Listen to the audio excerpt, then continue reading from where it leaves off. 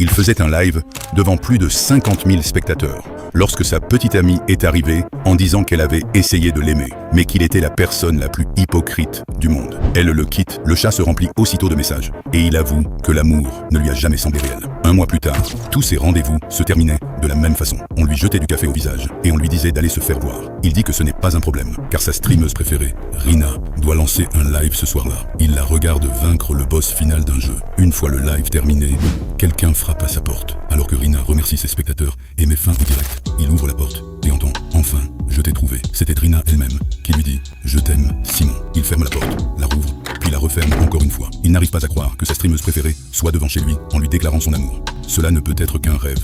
Il l'invite à entrer, persuadé qu'il s'est endormi pendant le live. Elle explique que la société l'appelle G1-R1, mais qu'elle préfère le nom de Rina puisqu'elle utilise son apparence.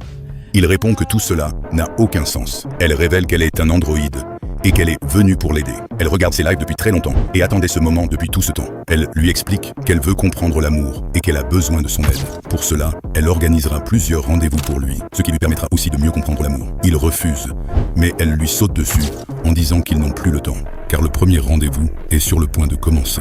Elle l'embrasse sur le front pour activer son système cardiaque. Soudain, une femme brise la fenêtre. L'androïde l'avertit qu'il s'agit de son premier rendez-vous et que, s'il se passe mal, cette femme le